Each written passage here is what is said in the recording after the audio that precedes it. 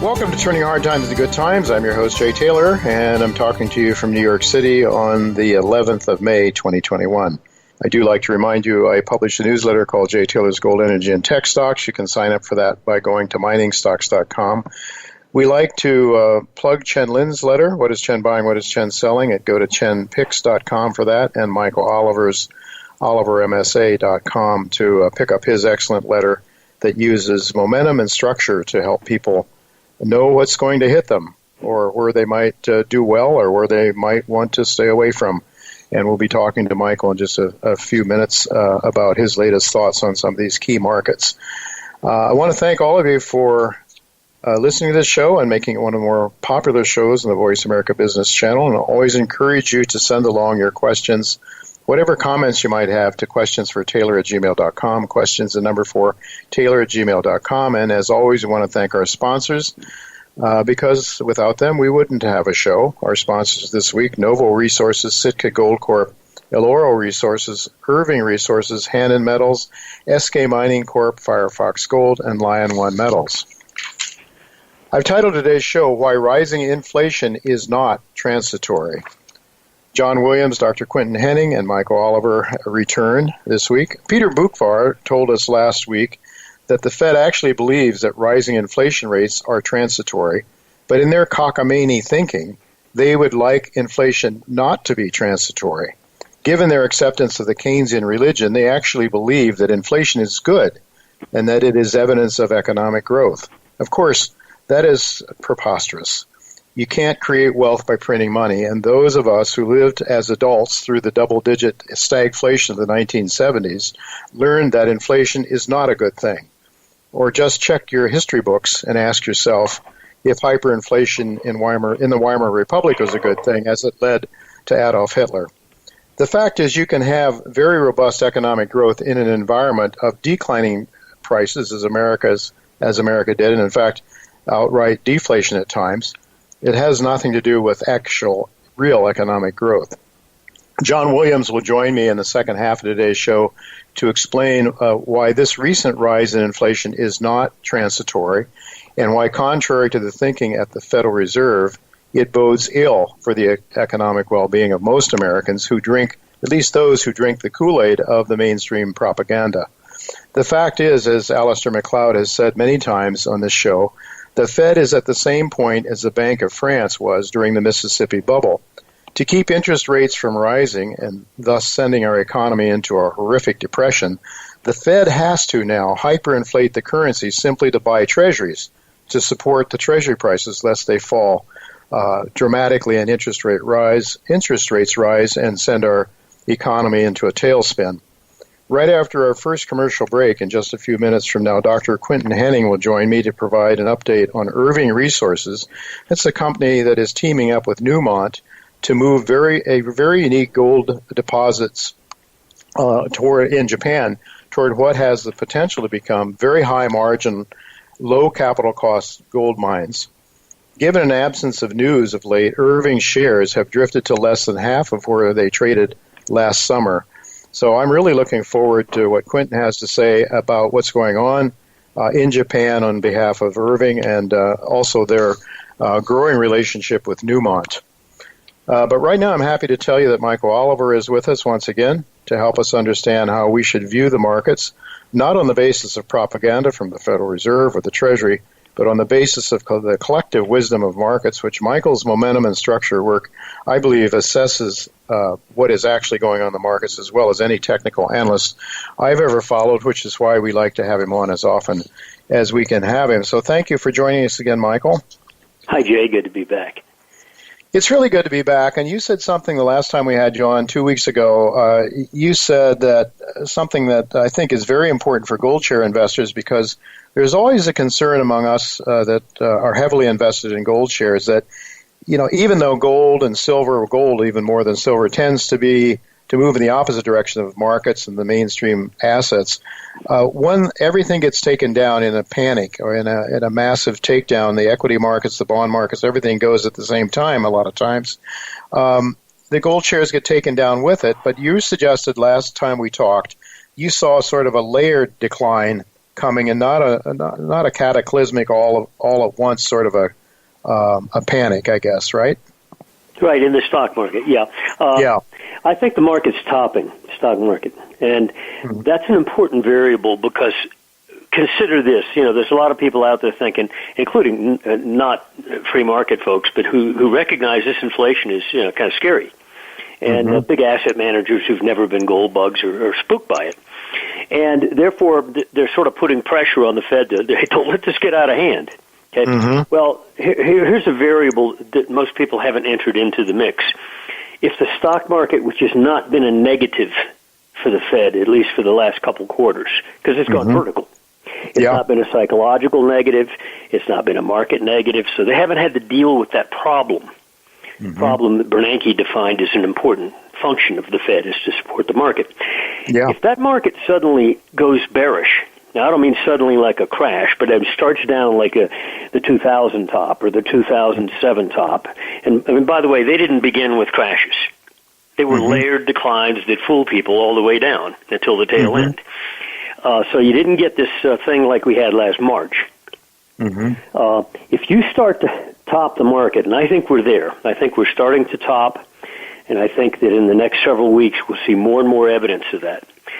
Then the Fed is going to have a whole new variable that's going to keep them what? Doing what they're doing. They can't let off because if that stock market becomes a negatory. And even for people who aren't in the market, like middle-class folks that work at a factory or something, they're going to be spooked because they know if their company stock goes down and the market goes down, they might get laid off. So it's going to affect their savings and spending, which, of course, the Fed wants them to spend. So they're not. If that variable clicks into place, a negative stock market, I think two things are going to happen, and they're both poised for that right now, and that's another rush back into T-bonds as an alternative, a flight to safety, meaning drive prices up, yields down temporarily. Again, a panic type thing in terms of the buying of that. But a resumption in the gold to the upside as an alternative asset category. And also a realization by some large asset managers that, gee, if the stock market's going down, the Fed ain't never going to let off that pedal. In which case, get me more gold, okay? So I think we got to watch the stock market because I think it will benefit the gold market. Now, I think the only times when it hurts the gold stocks is when there is the margin call panic type event like we had in March or like we had in very late part of the bear market in 2008. But in normal market declines, laborious bear markets, 2000, 2002, et cetera, that does not affect the gold miners. And right now, pause on this. Since August of last year, S&P's gone up. Gold miners have gone down. Right? Okay, so they're inverse. Now, lately, the miners have turned sufficiently. Gold has turned sufficiently. Silver has turned sufficiently for us to assume that was the low. Whatever low you saw in whatever of those categories, you saw the low for the pullback. The issue now only becomes, at what point does the upside return back in line with the long-term trend in all these markets, gold miners, silver, and gold, get heated again? And I think it won't take too much. In other words, I think we could see that hot spot be triggered in the next 4 or 5 weeks. Probably coincident with several things. One, more conviction that the stock market's going down. Two, buying into the bond market, fear buying. And the other thing is the dollar. The dollar has been a quiet beast, so is the euro, the major currencies, for 5 years. Dollar's been stuck in about a 10% range. When you go back historically, that is a narrow range for the dollar to be in, meaning it's not been a violent market. It's not been a wave creator. Dollar right now is down to the 90 level, dollar index.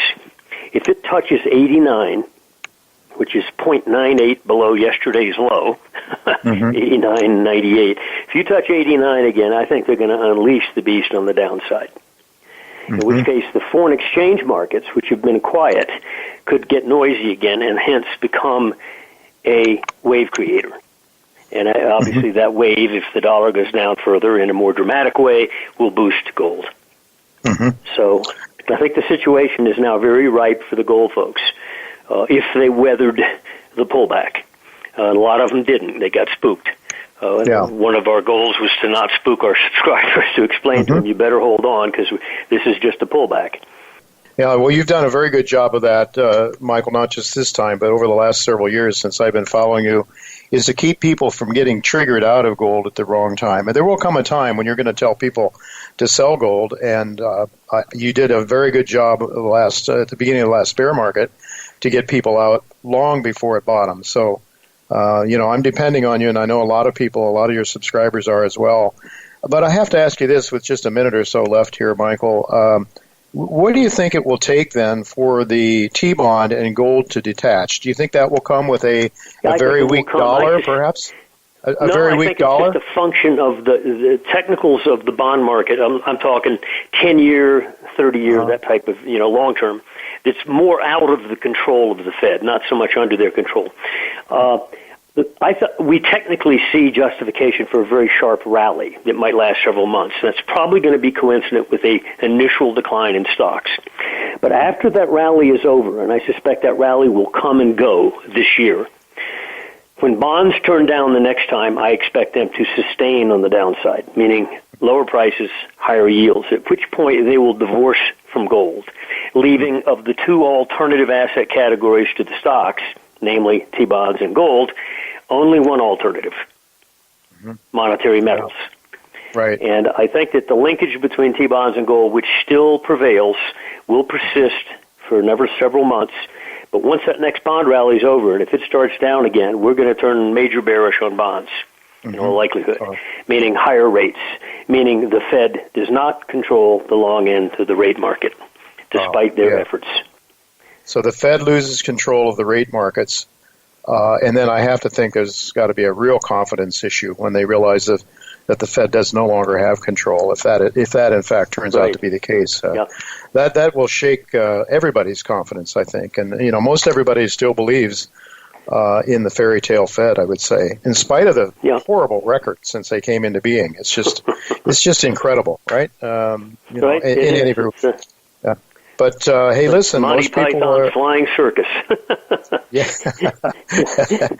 Well, I tell you, for a technical analyst, you certainly do provide a lot of great word pictures, no doubt about it, Michael, and that's one of the things we appreciate about you. But most of all, what we appreciate about you is the accuracy and the help that you've been to me and many of our listeners, and I know your subscribers.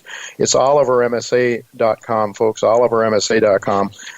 Seriously consider signing up for Michael's work because, he's just giving you a smidgen of what he provides for his subscribers all week long. Very, very valuable, and I'm very grateful to have it coming in my inbox all the time. Michael, thank you so much for being with us, and we'll look to do it again in a couple of weeks. And thank you, Jay. Bye-bye.